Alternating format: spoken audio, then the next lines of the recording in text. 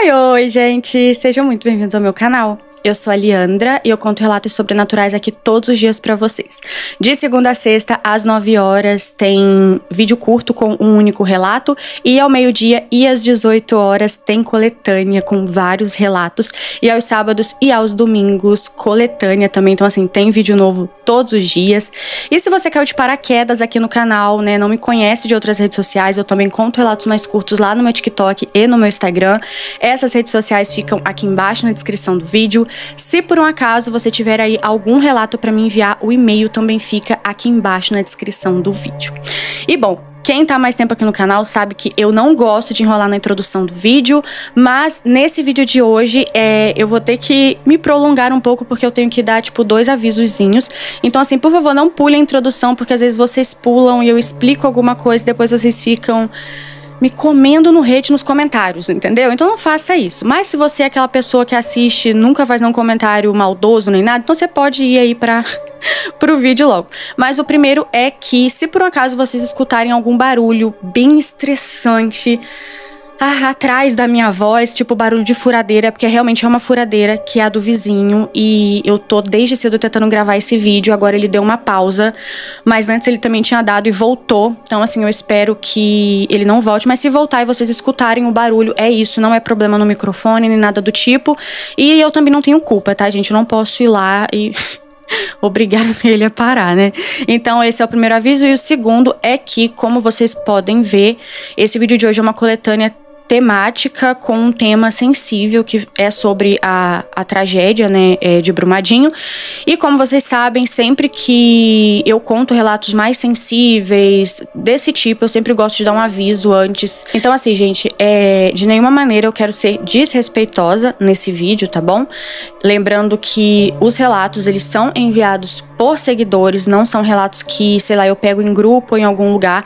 Então, a partir do momento que a pessoa ela envia o relato, é porque ela quer que o relato apareça aqui no canal. E assim como eu fiz da Boate Kiss, do Edifício Joelma, teve o do avião acho que foi da TAM, né, do aeroporto lá de Congonhas também.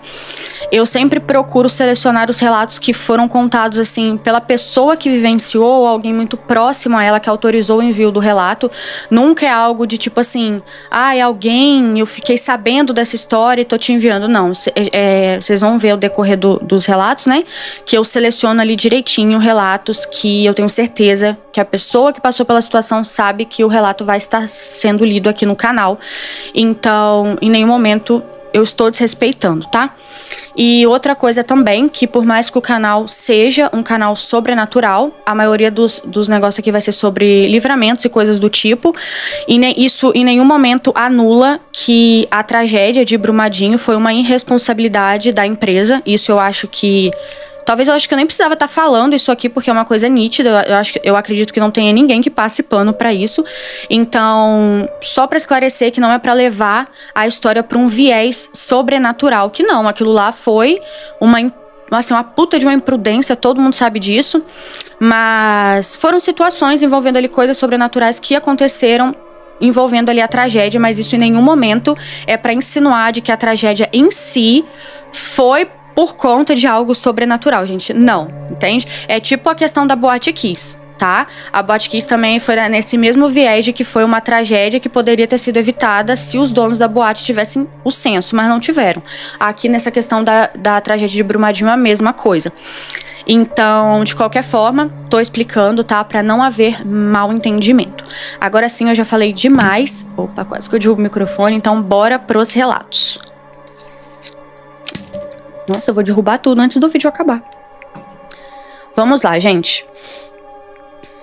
O nosso primeiro relato, ele se chama Eu Nunca Consegui Esquecer Aquele Dia. Oi, Leandra, me chamo João Paulo e esse é o meu nome verdadeiro e não há problema algum em você citar ele. E assim, como o título já diz, eu nunca consegui esquecer aquele dia. Era 24 de janeiro de 2019, uma quinta-feira quente, dessas bem abafadas. O céu estava limpo, mas quase sem vento. E eu estava indo para Brumadinho. eu tinha uma entrevista marcada na área administrativa da Vale, no horário de 2 horas da tarde. E era uma vaga temporária, mas para mim era uma chance real de voltar ao mercado de trabalho. Eu tinha sido desligado da metalúrgica no fim do ano anterior e desde então eu estava fazendo bicos e mandando currículo para tudo quanto é lugar.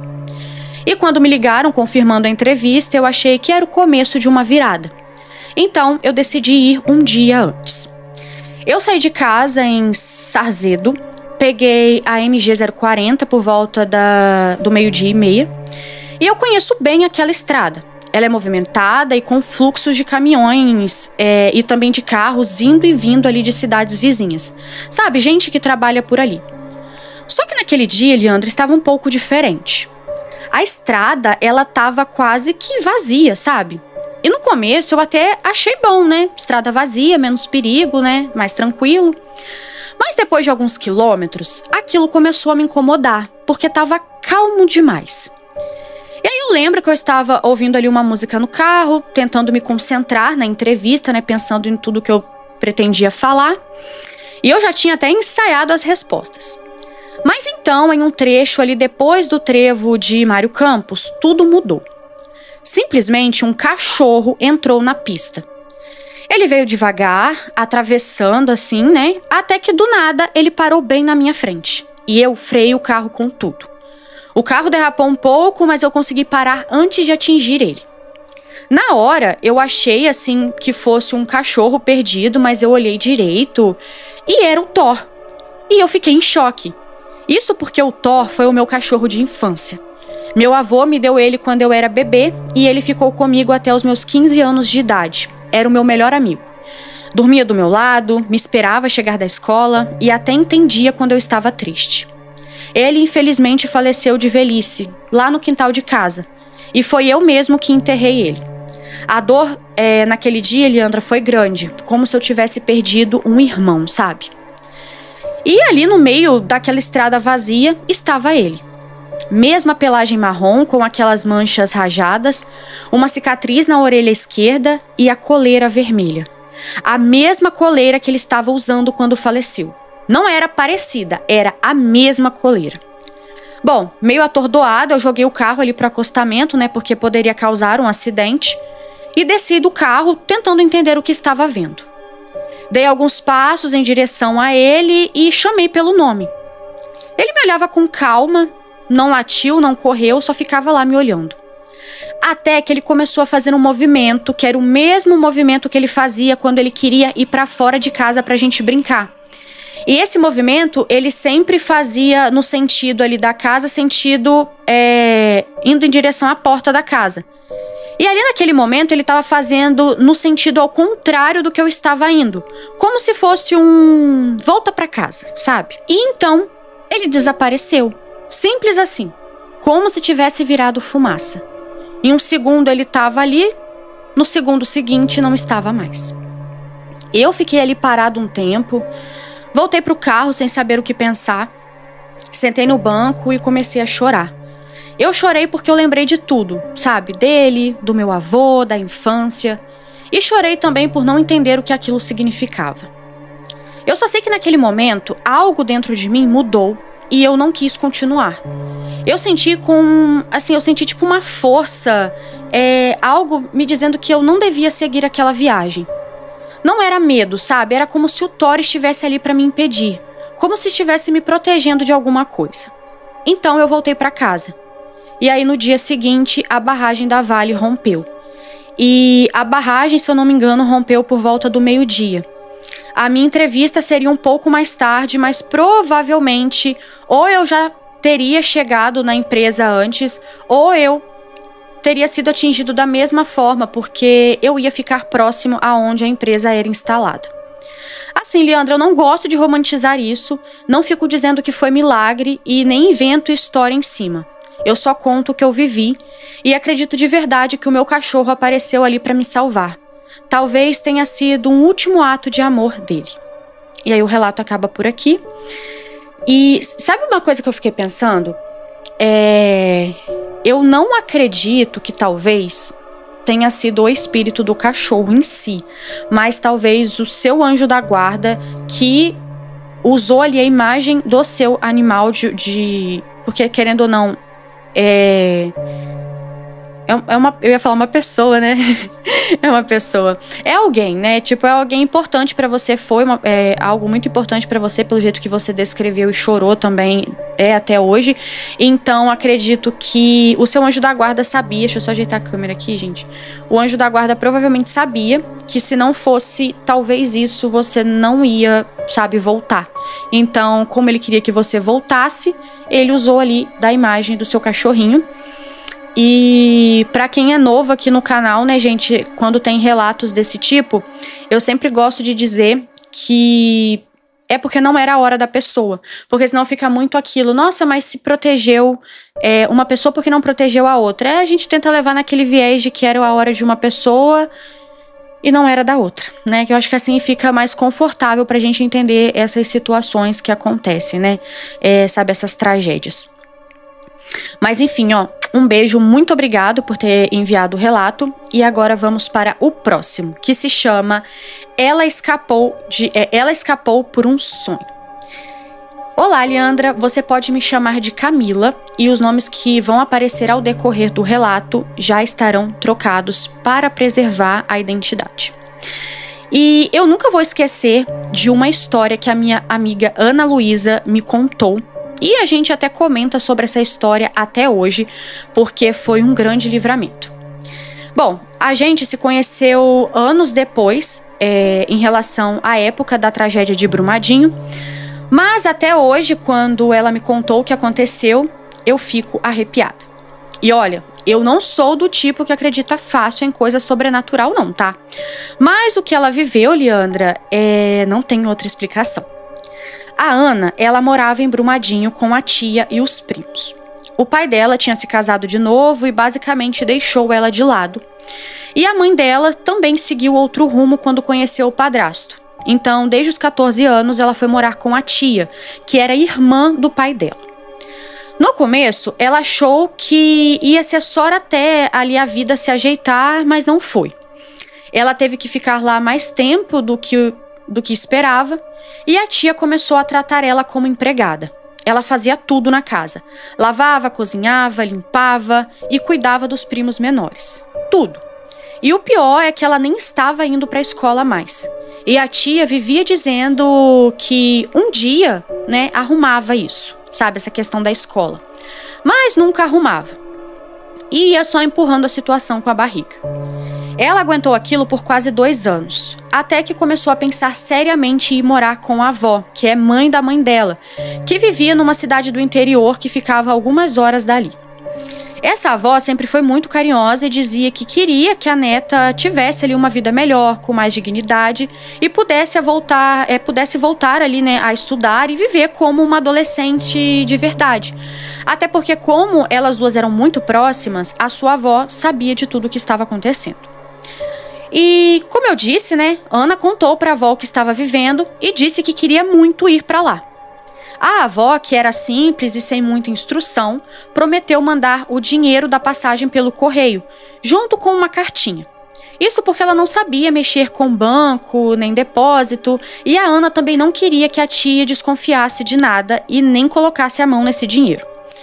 Só que a Ana não sabia da seguinte situação, e inclusive só foi descobrir depois. A carta chegou na casa da tia, mas infelizmente foi a tia que pegou. Ela abriu o envelope, leu a carta e guardou o dinheiro. Porém, ela guardou tudo ali junto, sabe? No mesmo envelope que havia chegado.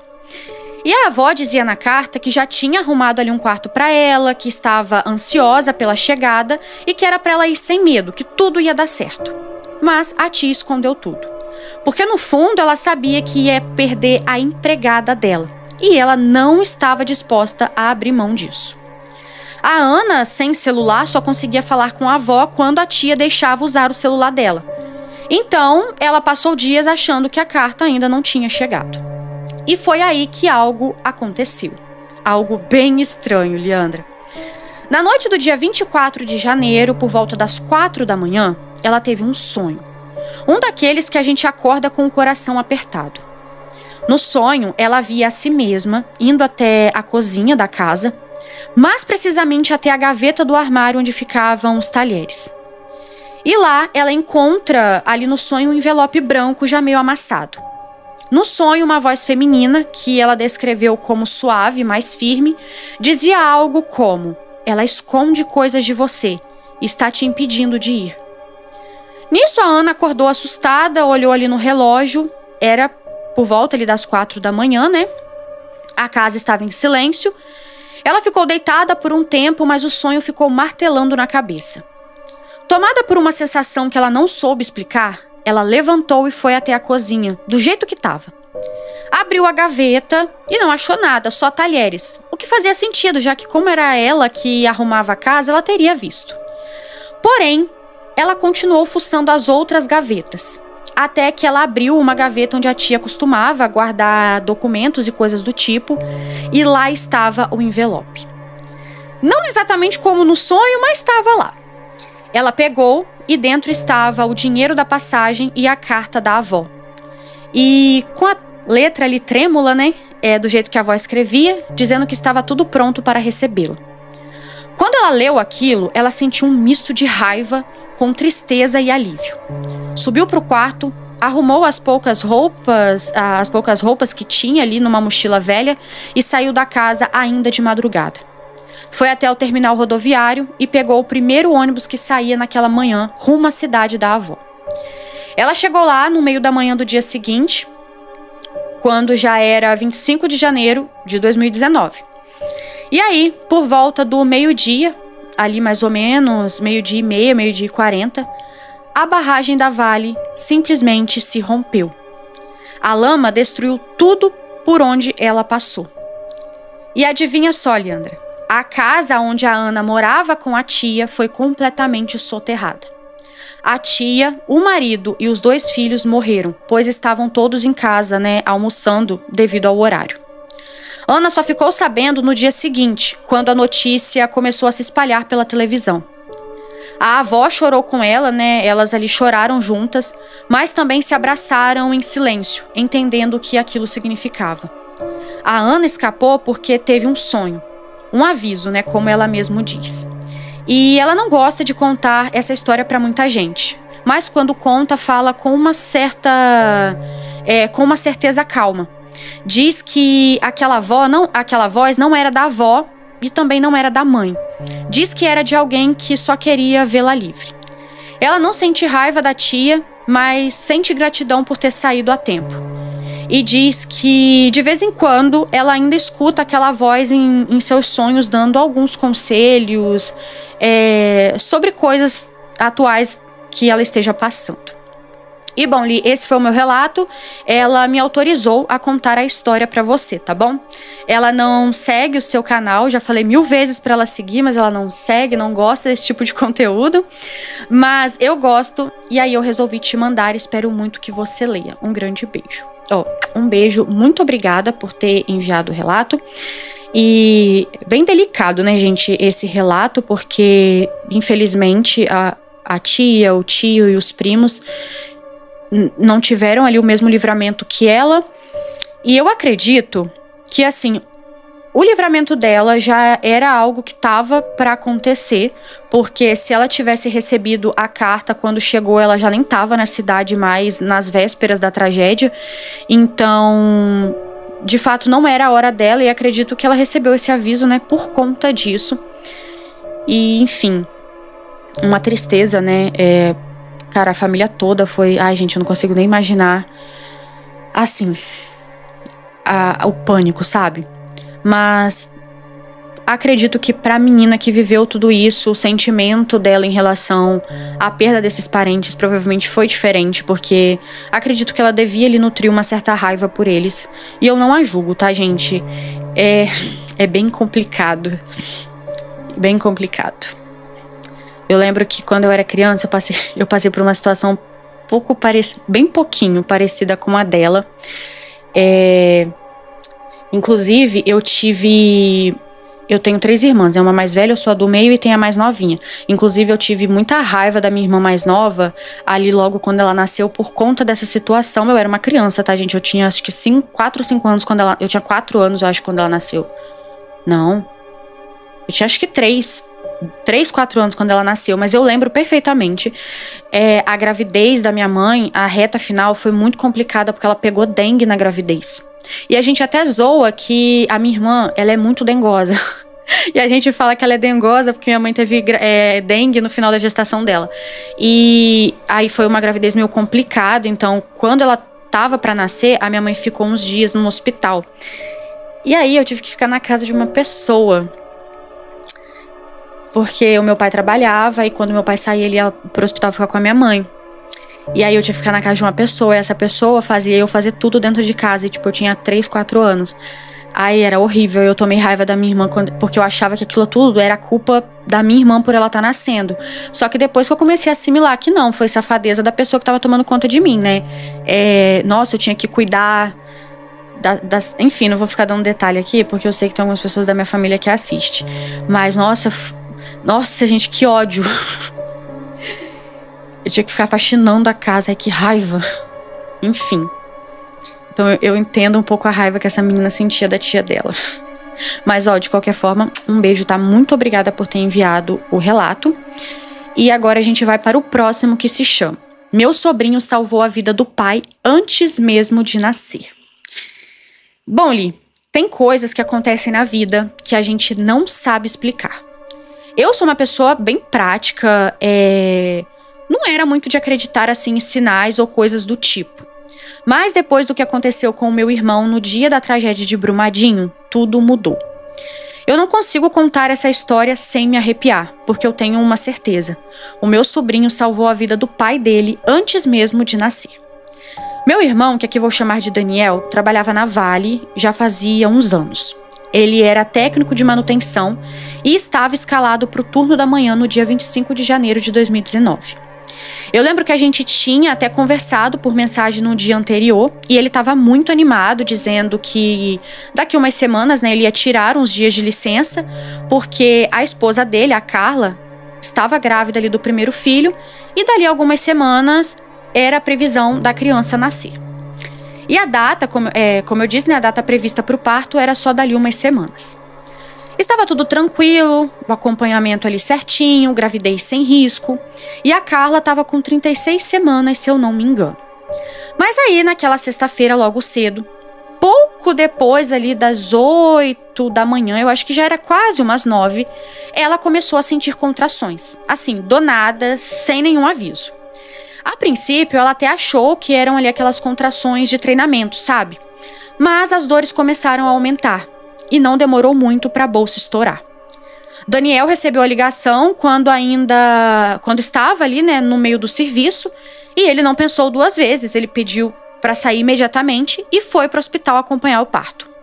Saiu correndo, pegou o carro e foi, deixou tudo para trás, né, porque o parto com certeza era mais importante. Leandra, pouco tempo depois, quando foi por volta do 12:30, a barragem se rompeu.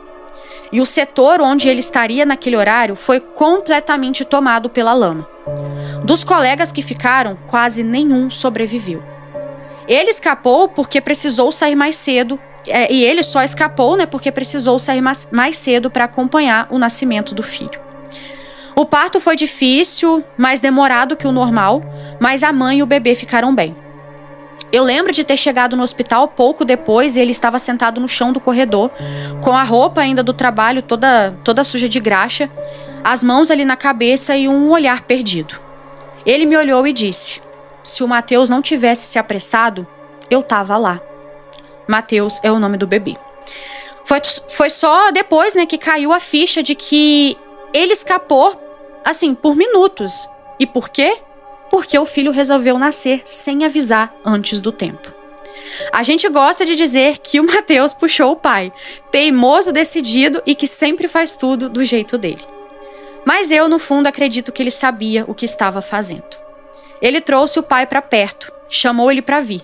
E assim, mesmo antes de abrir os olhos nesse mundo, salvou a vida dele. Ai, gente, vou vontade de chorar. Ai, ó, esses relatos. Ai, que ódio, eu não vou chorar, não. Mas o meu olho ficou... Mas eu não vou chorar, não. Bom, depois disso, meu irmão nunca mais foi o mesmo. Nem a gente. É como se tudo tivesse ganhado outro significado.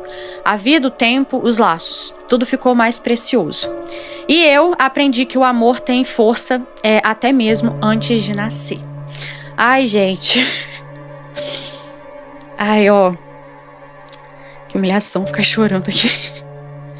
Vocês me pagam esses relatos tocantes. Ai, gente, olha.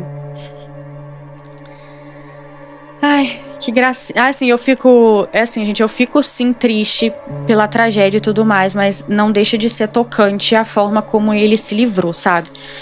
E... Nossa, gente, pensa. E eu fico imaginando, tipo... A cabeça do seu irmão. Porque ao mesmo tempo que foi um dia muito feliz, foi um dia muito triste, porque a pessoa trabalha, ele vai todos os dias, você acaba tendo muita convivência, né, com as pessoas, né, ali com a galera do setor que ele trabalhava. Então, querendo ou não, ele perdeu esses colegas de trabalho. Isso é muito triste, muito mesmo. Então, eu fico imaginando que deve ter sido um misto de sentimentos, sabe? O nascimento do filho, o livramento, a perda desses companheiros de trabalho. Então, cara, eu acho que a pessoa, não sei se foi o caso do seu irmão, mas eu acho que a pessoa, quando passa por um negócio desse, ela tem que fazer terapia, eu acho que pelo resto da vida dela, porque senão, sei lá, eu acho que uma hora ou outra ela meio que pifa a cabeça, porque é muita coisa, sabe? E eu sei que nem todo mundo, né, pensa da mesma forma, lida da mesma forma, né? Então, às vezes, ele nem precisou de nada disso, mas, ó, se não precisou, eu bato palmas, porque deve ser bem complicado esse misto de coisas em um único dia. Deixa, assim, a cabeça da pessoa um pouco atordoada, sabe? Mas enfim, ó, um beijo. Muito obrigada, tá, por ter enviado o relato. Tipo, me emocionou muito. Você me paga por ter feito eu chorar, tá bom? Quase chorar, não chorei, né? Eu fiquei só sensível. Meus olhinhos só lacrimejaram, mas eu não chorei. Enfim, agora a gente vai para o próximo relato, que se chama Ele Disse Que Só Teria Lama. Deixa eu só ver um negócio aqui. Ah, tá. Oi, Leandra, eu te sigo há bastante tempo e espero muito que você escolha o meu relato para contar em alguma de suas coletâneas. Bom, na época da tragédia de Brumadinho, eu estava passando por uma situação difícil. O dono da casa onde a gente morava havia pedido o imóvel de volta. Então, eu, meu marido e os nossos 2 filhos, né, a Júlia, que na época tinha 15 anos, e o Matheus, que tinha 7, estávamos procurando outro lugar para morar. Já tínhamos visto algumas casas, mas ou o valor era alto demais ou o lugar não era muito seguro. Até que no dia 24 de janeiro de 2019, numa quinta-feira, surgiu a oportunidade de visitar uma casa no bairro Parque da Cachoeira, ali mesmo em Brumadinho. A moça da imobiliária marcou com a gente à tarde. Lembro que estava calor e eu fui com os 2 filhos. O meu marido não foi, pois ele estava trabalhando e não pôde ir. A casa era simples, mas muito boa. Lembro que ela tinha quintal nos fundos e um espaço que dava para fazer uma horta. E até um canteiro na frente onde eu imaginei colocar as minhas plantas. Observei tudo e eu me animei bastante na hora. Era difícil achar uma casa com quintal dentro ali do que a gente podia pagar. Nisso a Júlia também gostou e o Matheus ficou ali correndo pelo quintal, subindo e descendo aos degraus, né, como criança faz. Então, meio que resumindo, todo mundo gostou. Só faltava o meu marido gostar, mas sabe como que é, né, Leandra? Eu tenho que gostar e ele só obedece.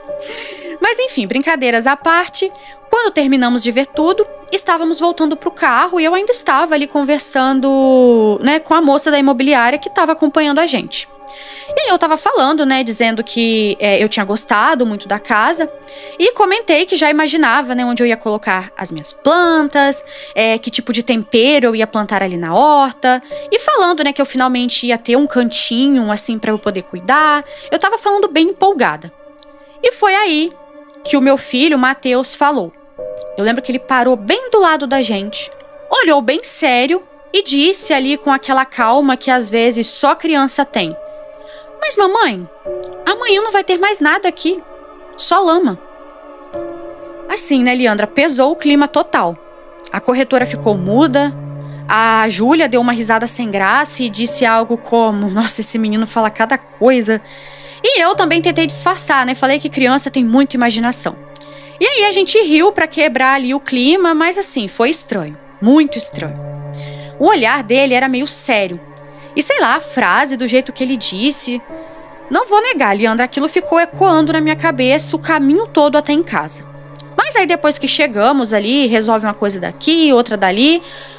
Eu esqueci, eu nem comentei nada com meu marido depois que ele chegou em casa sobre o que ele falou. A gente só ficou conversando sobre a casa. E aí, Leandra, no dia seguinte, né, 25 de janeiro, por volta do 12:30, a barragem rompeu. O bairro ali, Parque da Cachoeira, foi um dos primeiros a ser atingido. A lama desceu com força e não sobrou nada. A casa que a gente quase fechou foi engolida completamente. Tudo ao redor também. Casas, ruas, árvores. Foram, assim, muitas vidas também. Quando eu vi a notícia na TV, eu comecei a tremer, porque eu só conseguia lembrar do que o Matheus tinha dito. Amanhã não vai ter mais nada aqui, só lama. Ele nunca tinha falado nada assim. Ele não sabia de nada, sabe? E ele não sabia de nada. Não havia qualquer aviso, nenhum alerta sobre a questão da barragem. Aquele dia era um dia como outro qualquer. Minha filha também ficou bem surpresa e eu lembro que o pai não entendeu muito a nossa reação. E foi aí que contamos pra ele a situação que ocorreu no dia anterior. Até hoje, Leandra, eu não consigo entender. Não sei se foi um pressentimento, uma visão, se alguma força maior falou através dele. Eu só sei que por alguma razão ele sabia. E por mais que isso me assuste, eu agradeço todos os dias. Porque se a gente tivesse fechado aquele contrato que era o que a gente ia fazer, talvez estivéssemos ido lá no dia seguinte para olhar. Porque nesse dia, o meu marido estaria em casa o dia todo. Então, vai que desce ali na nossa cabeça de ir lá à tarde depois do almoço. Ou sei lá, naquele horário, não sei, Leandra. Sei que talvez os horários podem não bater muito, porque foi 12:30 e a gente estava em casa, né, nesse horário, então não corríamos perigo. Mas sei lá, foi muito estranho, sabe? Afinal de contas, por que ele sabia disso?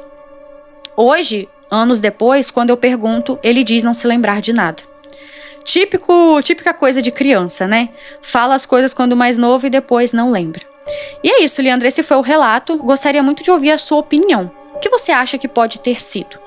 Pois eu particularmente não faço ideia. Um grande beijo e muito sucesso. Um grande beijo, muito obrigada por ter enviado. E realmente, gente, esse relato, ele me pegou muito. Eu não tinha lido ele até o final, mas antes, né, para separar, mas ele me pegou muito por dois motivos. O primeiro motivo é que eu acho que eles não iam estar lá, então não foi tipo um livramento, porque eu acho que seria livramento se eles, sei lá, vamos lá cedo ver a casa. Eles não foram ver e muito menos deixaram de ir porque o menino falou aquilo, entendeu? Então não vejo como um livramento. Mas agora, a outra coisa que me pega muito é por que ele sabia. Tipo assim, vocês entenderam o que eu tô querendo dizer? Tipo, será que ele viu como se fosse o futuro? Sabe? Será que ele olhava ali e via tudo cheio de lama? Não sei. Ou então, sei lá, ai, gente, eu não sei o que dizer. De repente, o menino tem, assim, porque muita gente fala, né, que quando a criança ali, até uma certa idade, antes dela começar a crescer, né, ela lembra um pouco, às vezes, da sua vida passada e ela também tem um espiritual ali mais aflorado. Então, às vezes, pode ser que o garotinho, ele via algum espírito, alguma entidade que preveu, tipo, tava ali do lado dele e falou, né, sabe, às vezes, viu vocês comentando da casa e aí comentou com ele, porque às vezes ele tava vendo algo que vocês não estavam. E eu já vi alguns relatos de, tipo assim, entidades preverem ali catástrofe, algumas coisas. Nesse caso, né, gente, não foi uma catástrofe tipo ambiental, né? Era algo que poderia ter sido evitado se a barragem estivesse passando por manutenção. Mas prever esse tipo de coisa, né? Acho que vocês entenderam o que eu tô querendo dizer. Então, de repente, ali do lado tinha alguma entidade e fofocou com ele, sabe? Né? Ai, gente, eu não sei explicar, né? Mas o menino sabia. Então, vou levar por esse lado de que não acho que tenha sido um livramento pra vocês, porque vocês não iam ir lá, senão vocês teriam ido. E em nenhum momento foi conversado, tipo, vamos deixar pra ir outro dia, porque o menino falou isso, isso e isso ontem. Então não rolou isso, a não ser que isso tenha rolado e você não colocou no relato que você escreveu, né? Porque se isso rolou aí, já é outra coisa, né? Então aí foi livramento. Mas se não, eu acho que ele tava lá e alguma coisa, algum espírito ali do lado que sabia, fofocou com ele. E às vezes fofocou com ele porque ele, por ser criança, tem ali uma sensibilidade maior. A gente sabe que tem, né? Mas enfim, ó, um beijo, muito obrigada, tá, por ter enviado o relato. E eu também quero agradecer a cada um de vocês que tem enviado os relatos aí dessa coletânea. Eu espero muito que vocês tenham gostado também, né, dos relatos. E quero agradecer a quem ficou também até o final do vídeo, tá bom? Ó, um grande beijo, tchau, tchau. E eu vejo vocês no próximo vídeo.